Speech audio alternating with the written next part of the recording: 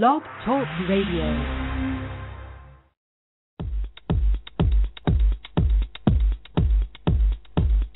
Raw living is a state of mind, a way of being in alignment with your body.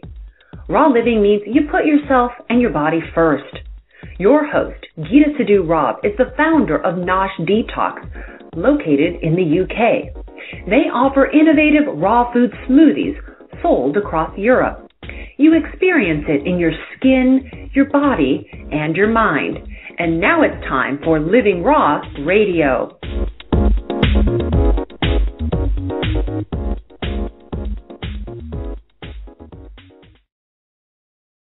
Okay, hello everybody. Thank you for joining me today. For those of you who haven't listened before, my name is Naomi and I'm a nutritionist here at Nosh. Okay, so today's topic is going to be on skin and aging, a question I get asked about a lot. People want to know what sort of things they can do through their diet to help combat the signs of aging. So a really interesting topic and lots to talk about. As ever, I will try and answer any questions I've had from you as I go along. If there is anything that I do miss throughout the session, then you're always very welcome to email me afterwards and I can help you with that. And my email address is nutritionist@noshdetox.com. Today we're looking at the skin. So the skin is actually the largest organ of our body, so it has a lot more of a role than simply being a protective barrier. It has lots of different roles. It, for example, it regulates the excretion of waste products in our body. It helps to regulate our body temperature, and it also contains receptors for pain, tactile sensation and pressure. So it really is a vital organ of our body. And what's really amazing about our skin is it really is a visual representation of our internal health. So actually by looking at the skin and looking at an individual's skin, you can really actually tell a lot about what's going on inside their body. So the message I really want to get across today is that if you don't support your body's internal systems, then the youthful qualities of your skin will rapidly deteriorate. So actually, when you're combating aging with your skin, it's not simply about what you put on your skin, so the different products and moisturizers you use, but it really actually is very importantly to do with what you eat, what you drink, and what you're putting into your body. So when we're talking about skin aging, then what causes it? Well, it's influenced by many different factors. Key ones are UV radiation from the sun. That's a really key factor to skin aging. We've got environmental pollution, smoking, hormones have a key factor, and also poor diet. So we're going to be looking at those in a little bit more detail. What many people don't realise is that actually body weight and more specifically blood sugar levels, which I'm going to speak about later, also have a real impact on the skin. When the skin ages, this is associated with a loss of fibrous tissue in the skin, a slowed rate of skin cell renewal, so the rate skin cells are constantly renewing, dying and new ones being built, and the rate at which this happens can decrease as we get older. And also a reduced vascular network, and by this I mean reduced circulation to the skin. And the function which goes on in the skin that helps to maintain the moisture of the skin also becomes impaired as we get older. And the result of this, unfortunately, are drying out of the skin, wrinkles and sagginess, and all of these we see that can occur with age. And these are natural processes of aging, but there are definitely certain things we can do to help reduce the rate and the extent to which these happen. So to start with, I just want to look in a bit more detail at the factors that impact on skin aging and how they do this. So if we think about our skin, it's actually the main point of contact we have to the outside world, and as a result it is regularly exposed to all different types of pollution. UV radiation from the sun and air pollution are the major ones, and exposure to these pollutants induce the production in our skin of what are known as free radicals. And what free radicals are they're highly volatile molecules that are produced in the skin and can over time wreak havoc and cause damage within the skin. They're produced within the body, all over the body, but the ones I'm talking free radicals that are in the skin. And it's these that are responsible. People who have been in the sun too much or been in sunbeds too often get this pigmentation on the skin, this brown pigmentation. And that's a result of free radical damage. And the wrinkles and sagginess that can occur from too much sun exposure, again, is caused by free radical damage. And what these free radicals do, they're produced, say, in response to the UV rays, and they damage the collagen and the elastin in our skin. And that's what helps keep our skin smooth and supple. So that's why when we're thinking about our skin and aging, that it's our hands, neck and face that tend to age faster than the skin. And this is often because they're the parts of our body that are most exposed to the sun. Another pollutant that really affects the skin is smoking. And smokers' skin tends to age a lot quicker than non-smokers. And again, this is due to the free radical production that occurs in the body as a result of the chemicals in cigarette smoke. And this actually, again, affects the collagen production in our skin, and it's the collagen that's so important for keeping our skin supple and smooth. Smoking also impairs the circulation, and it triggers DNA damage in the skin as well, which makes the skin a lot more vulnerable to disease and aging. And you'll often notice that a long-term smoker's skin is often characterized by increased lines and wrinkles, and dehydrated and very dull. Okay, so as well as external pollutants, then these free radicals can also be produced internally inside the body, and this can be as a result of a process called glycation, which I'm going to be talking about in a bit of detail. Now, what glycation is a process that occurs to the body's tissues as a result of chronic exposure to glucose. We can use the name glucose or sugar interchangeably. Now, glucose is essential, and it's what provides the fuel that our body needs to function and stay alive, so we need it in our diet. However, if levels of glucose in our body are too high and over a prolonged period of time, then this can have a really detrimental effect. And what the process of glycation is it occurs when these sugar molecules or these glucose molecules enter the circulation and in high levels attach themselves to collagen in the skin. And what this process does, this fixing of the sugar to the collagen, causes the collagen structure to change, and it causes the collagen fibers to lose their elasticity and makes them become rigid, more brittle, more prone to breakage. And then visually this results in poor skin quality, wrinkles and sagging of the skin. So to avoid this from occurring, we have to really regulate our glucose levels in our blood. And we can do this by regulating our blood sugar levels through our diet. I mean, our diet is absolutely key to how our blood sugar is maintained. And so we're going to be discussing shortly how to do this. One other factor I just want to mention that contributes to skin aging is actually hormones. As we get older, there's a decline in the level of our sex hormones, so estrogen, testosterone, and also growth hormone. And these hormones have a significant impact on the skin and the rate at which skin deterioration occurs. So keeping a correct balance of these hormones is absolutely critical. When women reach the menopause, their levels of estrogen start to decrease quite dramatically, and this is often accompanied by significant changes within the skin, because what estrogen does is it has an effect on skin thickness, wrinkling, and the moisture of the skin. And as the estrogen levels decrease, cellular renewal becomes sluggish, resulting in a thinning of the skin layer. And this negatively affects the skin and its ability to maintain hydration, strength, and elasticity. So hormones is another really important element to skin aging. So those are the main factors. There are others, but those are the major ones. So knowing these and knowing why they occur, what I want to discuss now is what we can do through diet to combat the effects of skin aging and help to slow it. And firstly, what I want to look at is the importance of following a blood sugar balancing diet. And this is very much in relation to this glycation process that I just described that occurs in the skin. So what do we mean by blood sugar balance? Well, what blood sugar concentration refers to is the amount of glucose or sugar in the blood. And this is regulated by a hormone called insulin, which is produced in response to eating. And what insulin does is it stimulates the cells of the body to take up the glucose we have in the blood when we eat. And so it stimulates these cells to take the sugar out of the blood.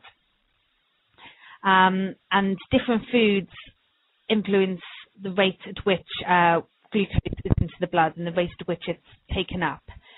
So some foods release glucose very quickly into the bloodstream, and these are what are known as high GI foods. So things like refined carbohydrates, white bread and pasta, all types of sugar and sugary foods, and many processed foods. And what overconsumption of these foods can do over time is they can lead to insulin resistance, and this means that the insulin just isn't doing its job properly. So it just physically can't take up the sugar from the blood as quickly as it's been taken in. And this is when you get these high blood sugar levels, and this is a problem because it's these high blood sugar levels that are going to cause this glycation process, which is really damaging to the skin. So what we can do through diet, and this is important for all elements of our health, but specifically today we're talking about it in relation to our skin, is eat a really good blood sugar balancing diet. So I just want to really tell you the key things to do with our diet that can help regulate blood sugar levels. So the first thing is the real importance of eating regularly. So really aiming for 3 main meals and 2 snacks a day, and never going for long periods of time without eating. It's when you go for these long periods of time without eating that you get to the point where your blood sugar levels get very low, you get sweet cravings, and that's when you get this need for these sugary foods, these really quick pick-me-ups. And it's the consumption of these sugary foods, these carby, refined foods, that then causes your blood sugar levels to rocket sky high, and this is what we're really trying to avoid. Processed foods often contain hidden sugars, so they're actually often a lot higher in sugar than we know. So really good to try and avoid those as much as possible. In addition, all refined carbohydrates and sugary foods should be kept to a minimum. These just have very little, and if any, nutritional value, and just cause our blood sugar levels to shoot up. Another key point, eating protein with each meal and snack can help balance our blood sugar levels, because what protein does is it helps minimize the rate at which glucose is absorbed from our food.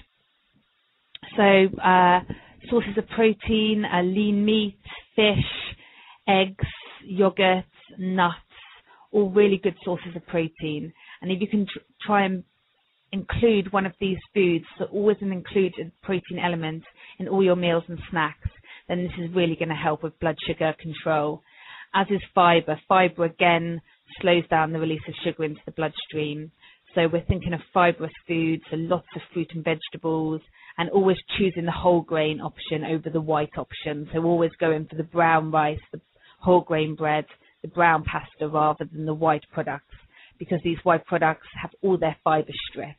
So they've got very little nutritional value, very little fiber, and are purely really just sugar. So they're just going to cause your blood sugar levels to rocket. And one other important food type is sources of essential fatty acids, because what these do is they help insulin to do its job. So they help insulin to help take the blood sugar out of the blood.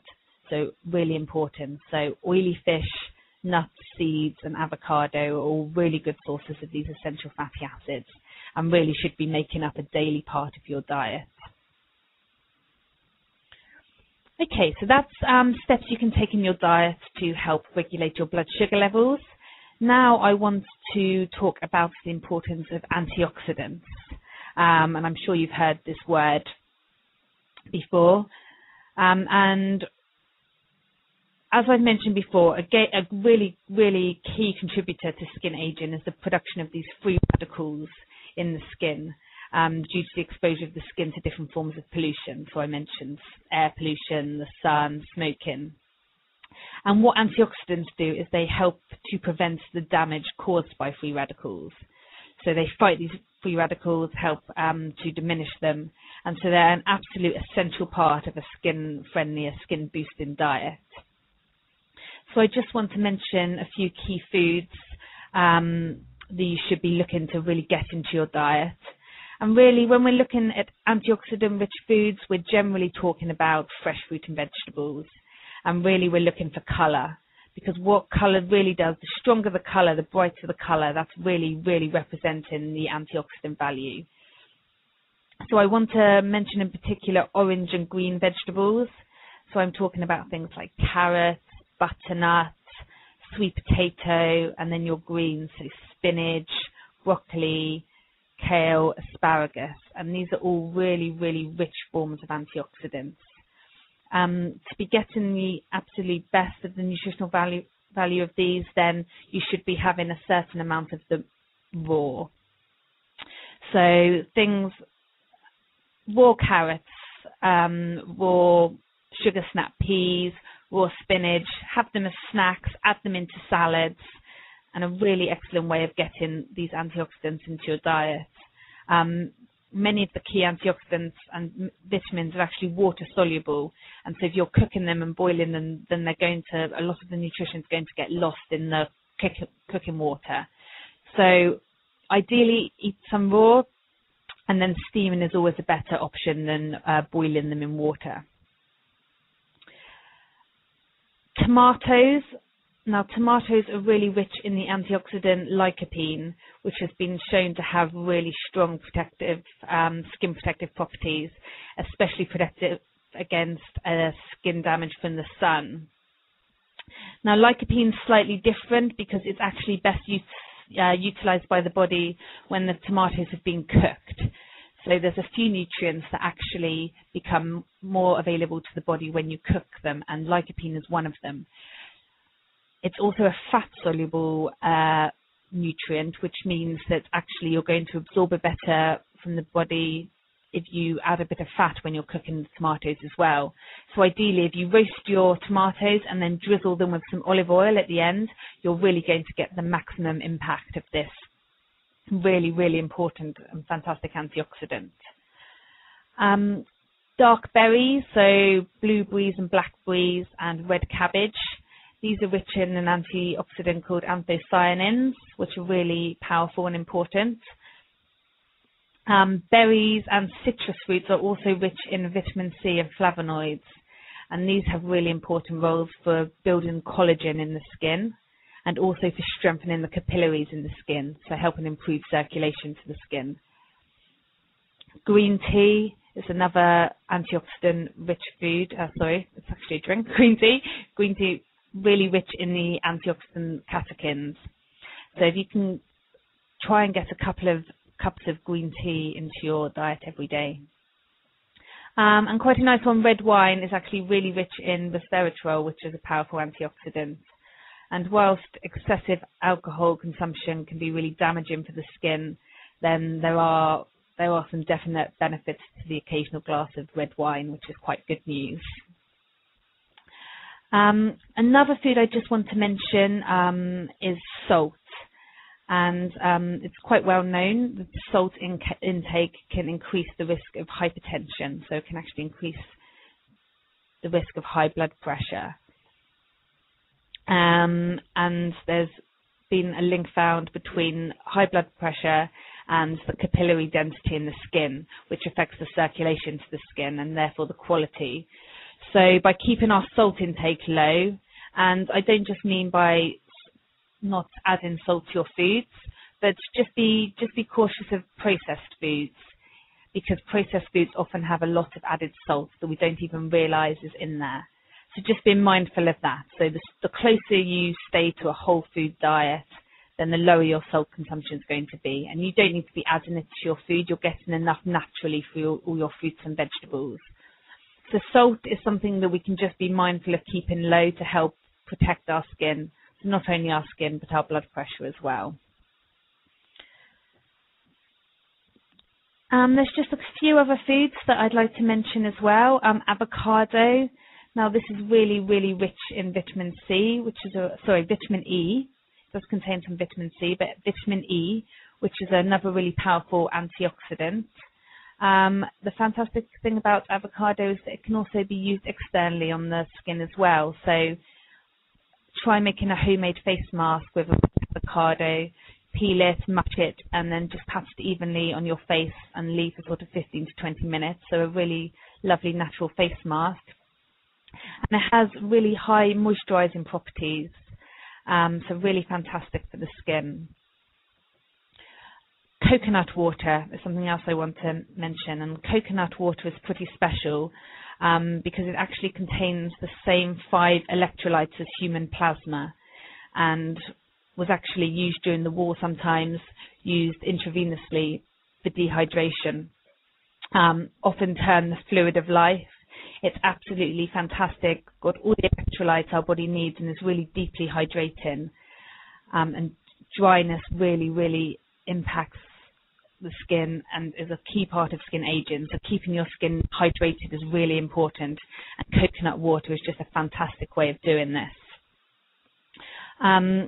With coconut as well, virgin coconut oil contains a certain type of fatty acid which helps builds the lipids in the skin barrier. So really, really important for keeping skin healthy and keeping the moisture in the skin.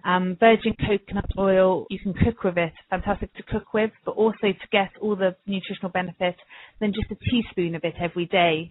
You can have this straight off the spoon, it's actually quite delicious, or you can stir it into yogurt. And I just want to mention as well essential fatty acids.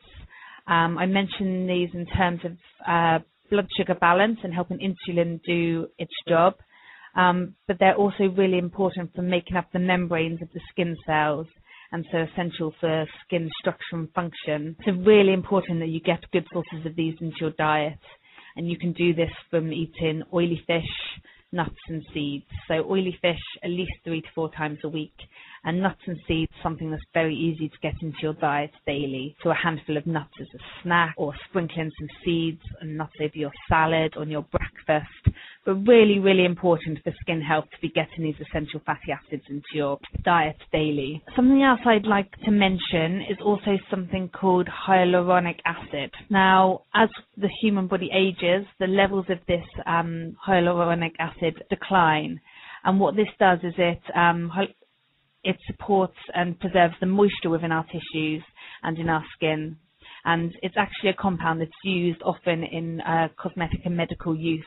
So it's used in certain skin creams and supplements.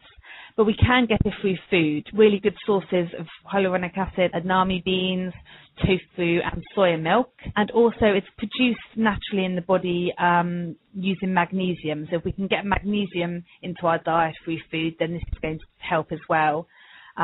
Really fantastic sources of magnesium are green leafy vegetables. So things like kale, cabbage, broccoli, green beans, asparagus, and also nuts and seeds. So specifically things like pumpkin seeds, sunflower seeds, and almonds are all really good sources. So lastly, in terms of your skin, foods in terms of liver support and digestive support.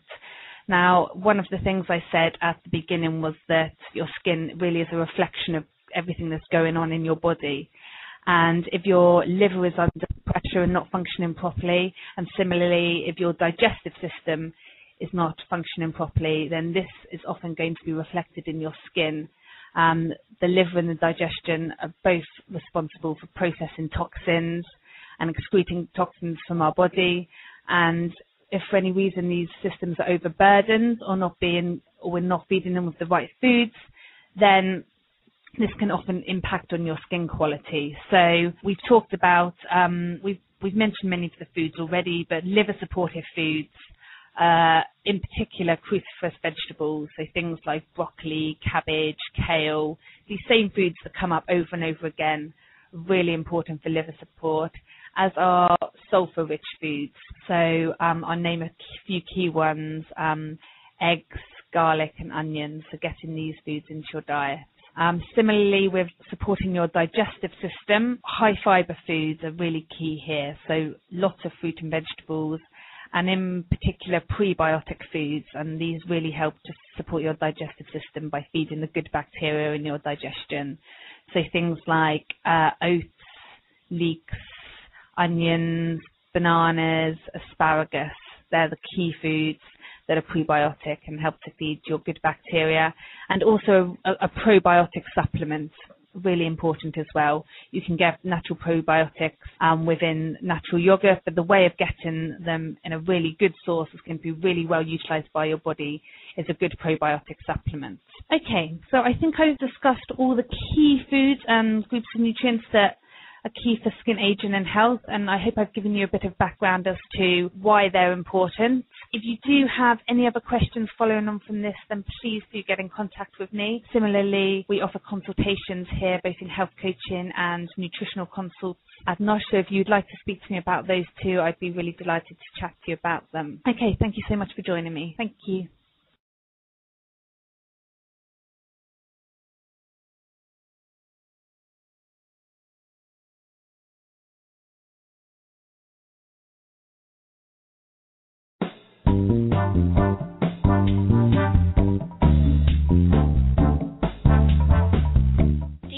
Sluggish?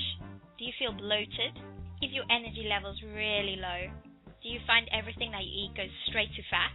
My name is Candice, and I am the naturopathic nutritionist at Nosh Detox. I'm here to tell you that your body needs a rest. If that sounds like you are ready to try a Nosh juice fast. A juice fast is the most natural way for your body to detox, while providing you all the life-saving minerals and vitamins that your body needs and craves. From beginners to advanced juices, we have all the options that may be available to you or suited to you. Call me on 0845 257 6674 or go to noshdetox.com and click on the right program for you. I'm right here to help you and support you. Thank you.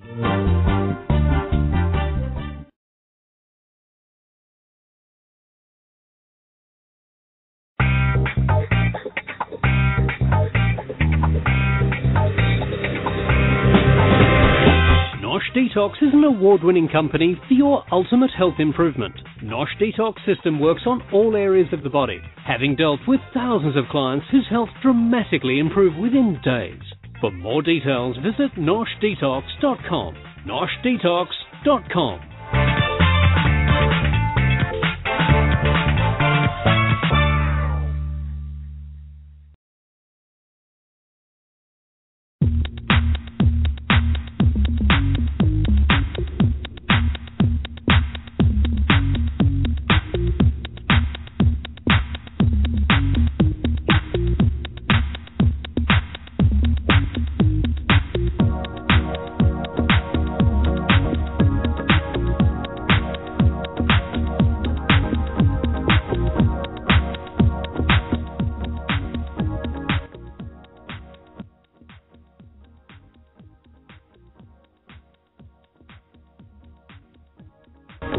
Hello everyone, and thank you for joining me today. I hope that you're all having a good week. My name is Naomi and I am a nutritional therapist here at Nosh. The topic of today's webinar is going to be vitamin D, which is otherwise known quite cheerfully as the sunshine vitamin. And I thought it was quite apt exactly because now, as the days are getting shorter, evenings darker and the sight of the sun very depressingly much more of a rarity, that I really wanted to focus on this topic and just really emphasize actually the importance of vitamin D and what we might do to be able to get enough levels when sunshine becomes more and more of a rarity. So vitamin D has been given a great deal of coverage over the last couple of years, not actually just in the science and nutrition world, but in the press. You may have seen stories frequently popping up about its role in all different areas of health. Something that appears a lot is actually quite worryingly how so many of us are actually deficient in it. So statistics indicate that more than half of us, and in fact maybe even as many as 70% of us, may actually be deficient in this vitamin. So to start with, what I want to do is just to give you a few of the recent headlines I've come across in the press. And what this does really is just capture some of the current research out there and gives you an idea of as to how important this vitamin may be to our health and well-being. So the first headline I came across, multiple sclerosis symptoms worse in those with low vitamin D levels. Another one, vitamin D deficiency linked to increased mortality. Vitamin D in pregnancy may be key for a baby's brain, and vitamin D deficiency increases heart disease risk. A few headlines there covering quite a wide range of conditions. So what do all of these mean? What is the research telling us, and what are we going to discuss today?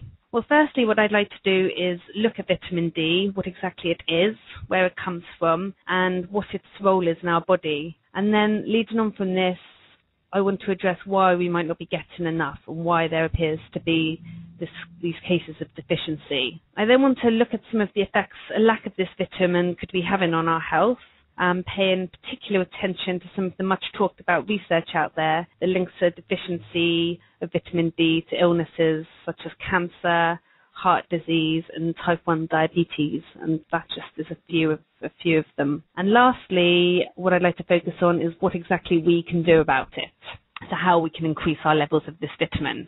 So, what do we know about vitamin D? Well, vitamin D was actually first discovered by scientists in the early 1900s, discovered as they searched for a cure for rickets. Now, rickets is a disease that softens the bones of children. It causes the bones to become painful, soft and weak, and this can lead to deformities of the skeleton, such as bowed legs, curvature of the spine, and thickening of the ankles, wrists and knees.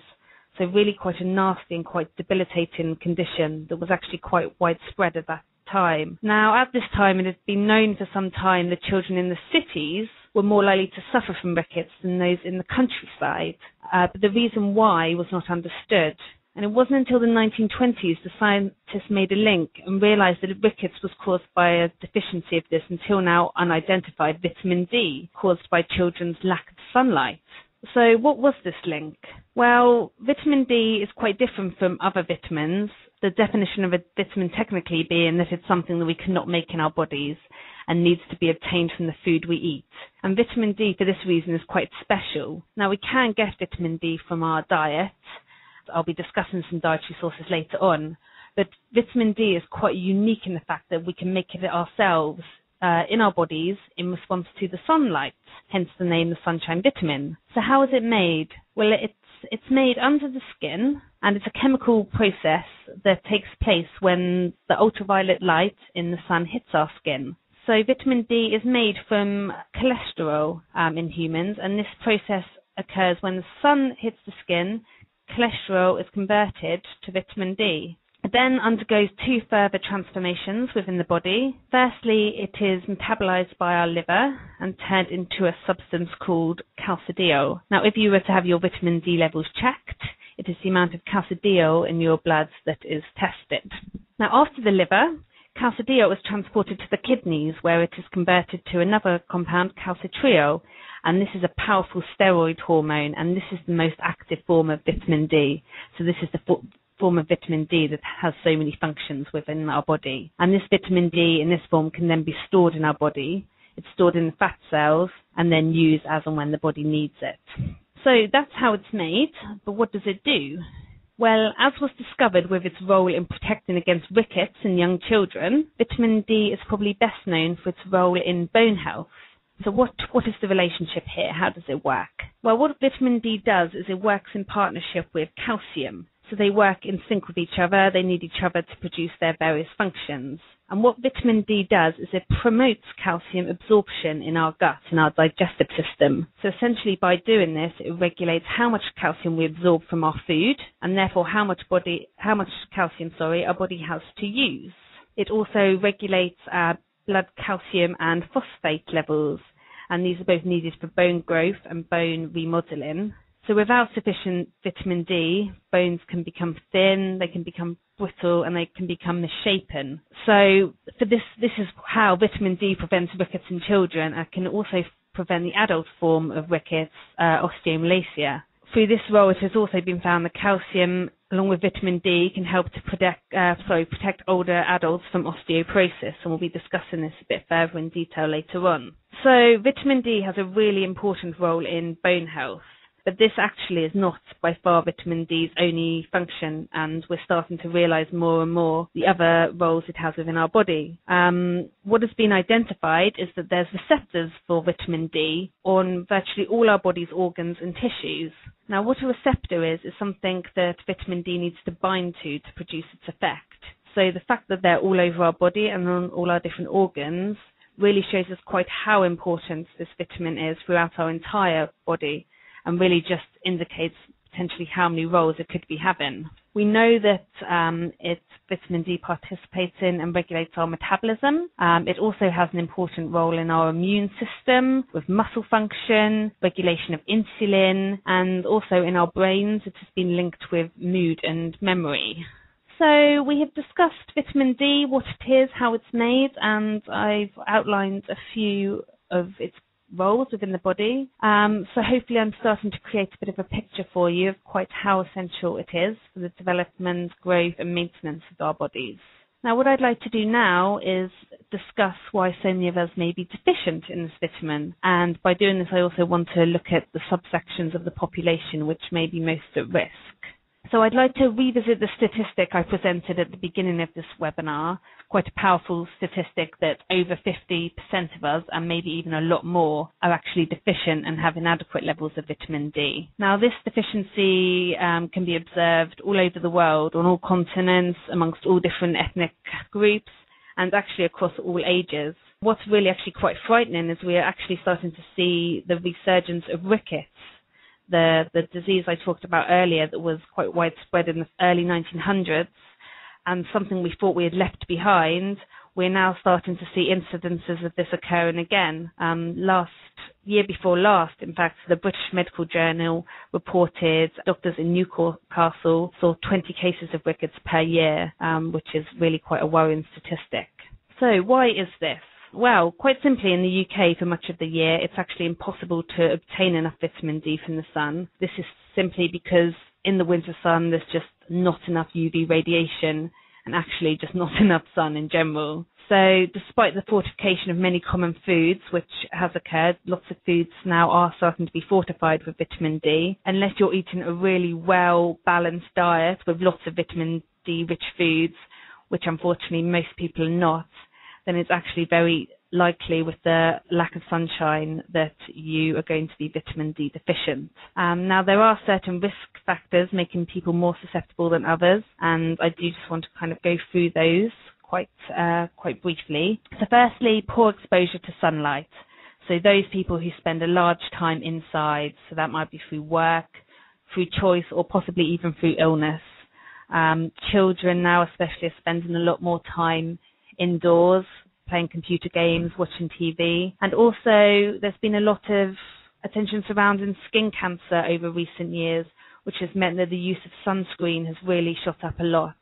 And all of these factors are affecting actually how much time we're spending in the sun and how much of our skin is actually being exposed to the sun. And it's not even just being out there, we actually have to have skin exposed to really be making the amount of vitamin D that we need. Aging is a factor.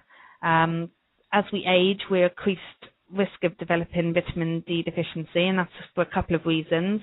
Firstly, quite likely that as we age, we just generally become less mobile, and so actually for this reason, spend less time outdoors.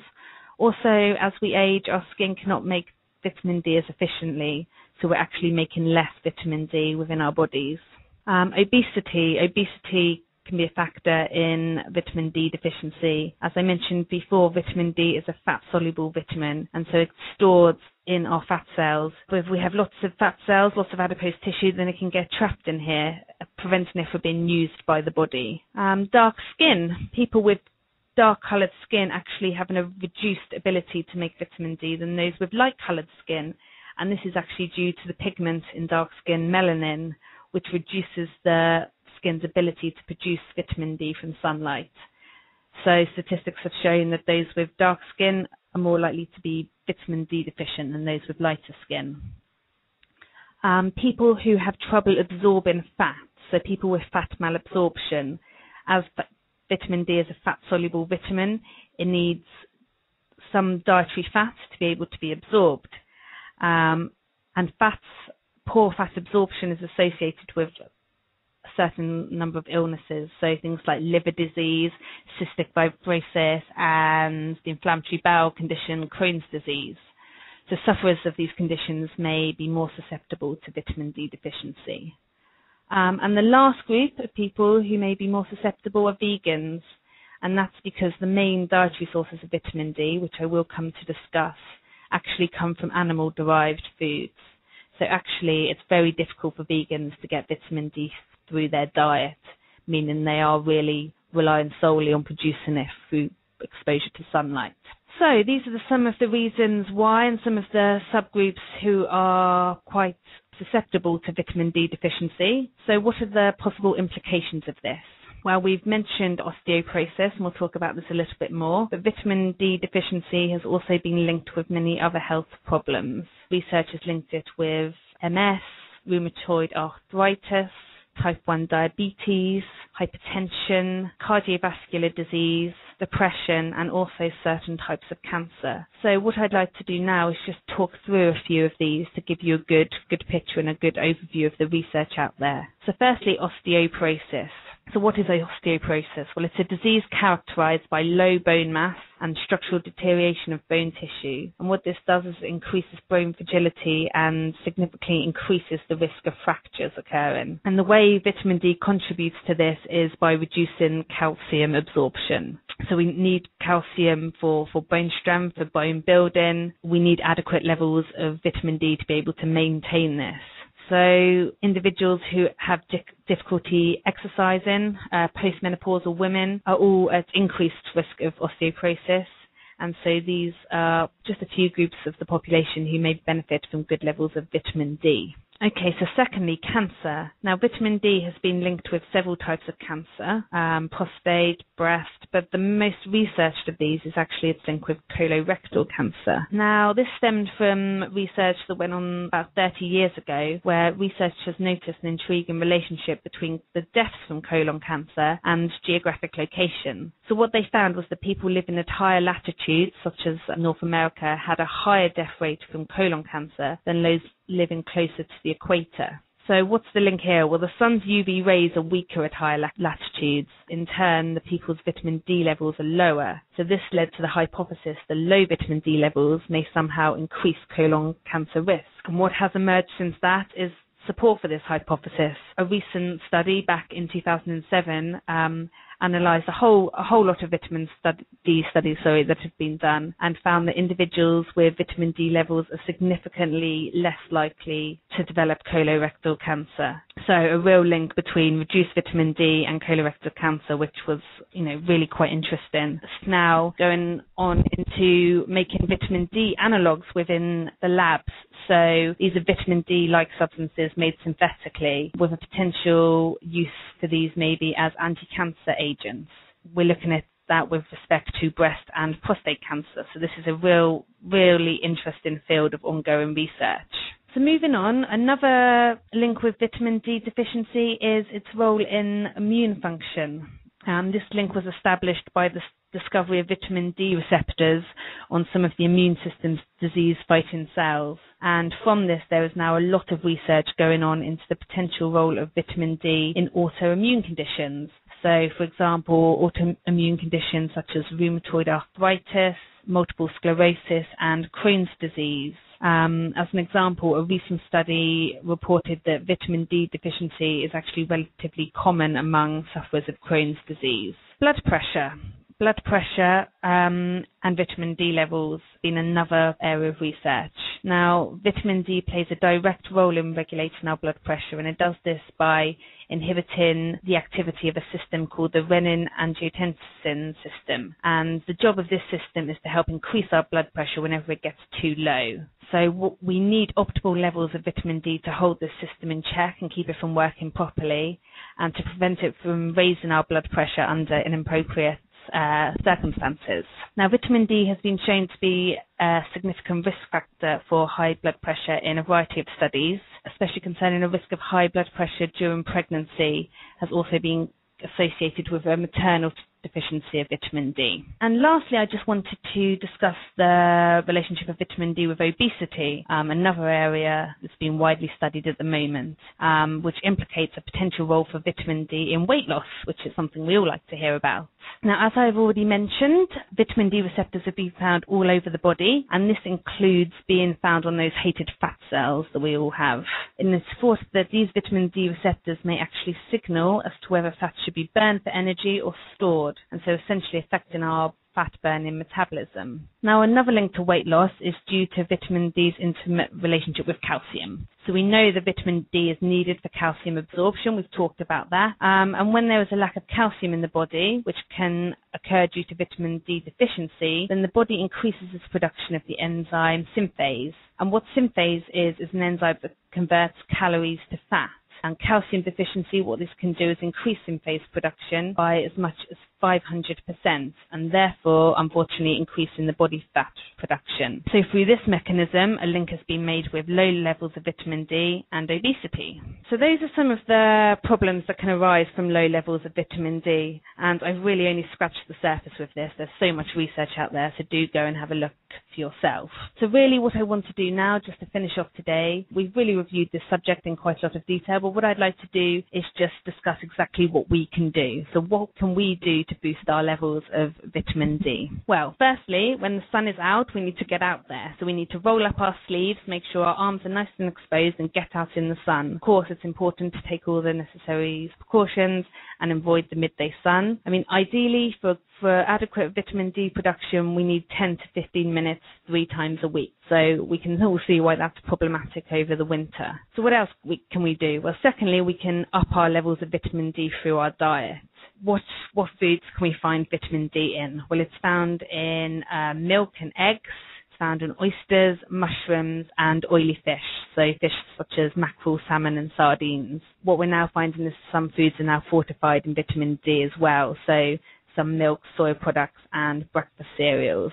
Here at Nosh, we've put together actually a fantastic book on vitamin D, which I'm going to post the link up for. The link for the book is missingvitamind.com, and we'll post this up for you. And what this includes is some really fantastic recipes, a delicious breakfast, lunch, and dinner recipes, which include foods rich in vitamin D. So I'd really encourage you to download this book. It's a free download. Send it on to your friends, and it's really a really fantastic way. It gives you more information on vitamin D, and it gives you some really brilliant recipes so you can get as much of these vitamin-rich foods into your diet. What we also need to potentially consider is supplementing vitamin D. Guidelines for this suggest at the moment that an intake of between 400 and 600 IU of vitamin D is what we need for good health. However, recent research is now indicating that this might be way too low and we should actually be getting a lot more. Now, for this reason, vitamin D supplementation is something that I feel like we should all be considering. I would really recommend you speak to your GP or your nutritionist for advice on this, but if you're concerned or even just interested, then you can also have your vitamin D levels tested. This is something that we offer here at Nosh, and I'd be very happy to discuss this with you, and we can discuss whether this may be something that you would benefit from having done. But this is really fantastic because after you've had your vitamin D levels, then you can really see whether supplementation may be necessary. I want to thank you all for listening today. I really hope that you found this topic interesting, and I've done this absolutely fantastic and very important vitamin justice. Please do feel free to email me.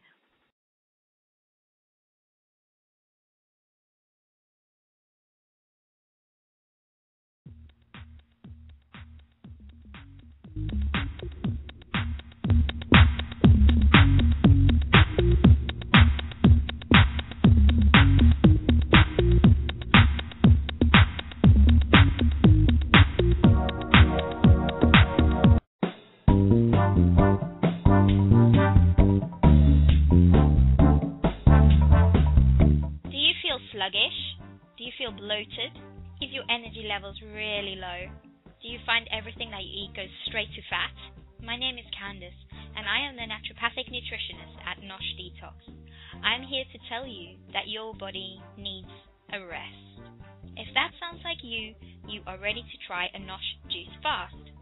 A juice fast is the most natural way for your body to detox, while providing you all the life-saving minerals and vitamins that your body needs and craves. From beginners to advanced juices, we have all the options that may be available to you or suited to you. Call me on 0845 257 6674 or go to noshdetox.com and click on the right program for you. I'm right here to help you and support you. Thank you.